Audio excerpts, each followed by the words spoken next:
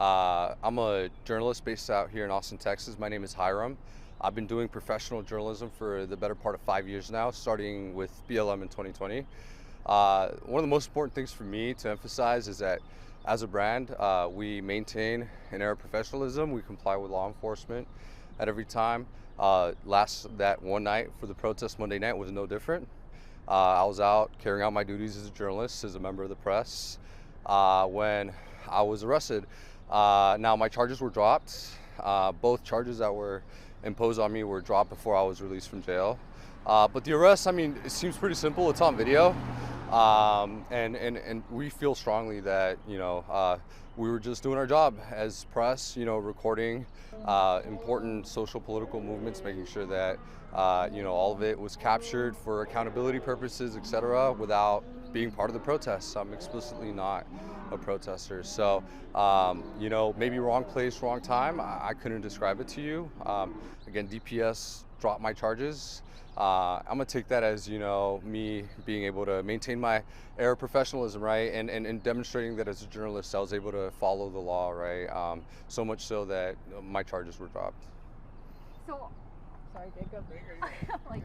So obviously you were just released this morning. So tell me what that experience has been like sitting in the Travis County Jail. So for me, sitting in jail is excruciating. I require a lot of mental stimulation. I get bored really quick, and in jail you sit alone in a cell until you're released. So that means that from Monday night till tonight, I've been without any social interactions, like very limited social interactions, maybe some phone calls here and there, but really just sitting down, thinking deeply about what's next for my videography and everything. And I sat in there for a very long time and decided I was going to keep doing what I've been doing, and that's just bringing professional journalism to Austin. What's maybe your message to protesters who might get a little carried away, and you witnessed that firsthand, and now you've obviously been through that experience? What's your message to them? So what's funny is that I have no message for either protesters or cops. Because I'm just there to record with my camera. That's really the bottom line.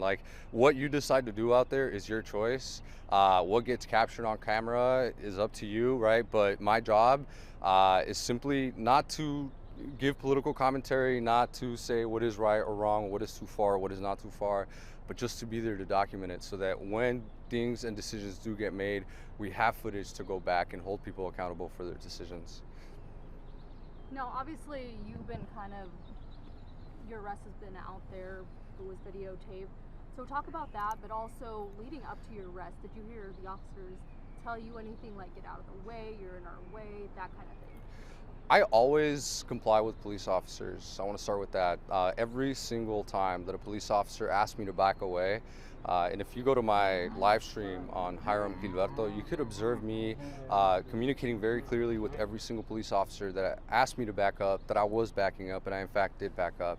And that's just a protocol, right? That's not even relevant or specific to Monday night. That's just every single time that I'm out as a journalist, I comply 100% with every order of law enforcement. So when police officers were telling me to back up, I made sure to tell them that I was backing up, and I did that as I was getting arrested. And you talked to us off camera, but just explain why you're shirtless this morning. Yeah, so I got arrested in the middle of the tear gas, right? If you going back and watch the video, when I was arrested, I was pinned down to the ground next to a tear gas canister. And it's funny because you could hear everybody coughing as I'm getting arrested, right? The officer's like, don't resist, don't resist. And I'm over here I'm not resisting, right? And everybody's just coughing. And I think actually that added to just how intense the situation was. Maybe even the confusion that DPS officers had, right? We were in tear gas. So I'm sure DPS officers were having trouble making the right decisions at that time. It's just my, potential explanation for what was happening. But as I was getting arrested, we were in the tear gas, so my clothes got drenched in OC spray. That stuff hurts. I was sitting in jail, still feeling the burn for quite a while. I was able to shower and put on some fresh clothes. So, that's what I'm wearing, what I was permitted to walk out with. And I guess just one final question for me, but obviously there's more protests planned in the coming days, even here in Austin. Do you plan on being back out there? Absolutely. I will continue to do my job as a journalist. I think that it would be unfortunate for me to allow anybody, protesters, police alike, to intimidate press from showing up and holding people accountable for their decisions. Again, this is not about cops or protesters. This is about holding people accountable for the decisions that they're making that are influencing our daily politics and life. You know, we're all subject to decisions that people make, even if they don't seem relevant to our lives in the immediate future. But again, all this footage and all this documentary work is important ultimately for accountability and for, you know, our growth as society. Thank you for watching. Please hit the subscribe button and get the latest news by downloading the CBS Austin News app.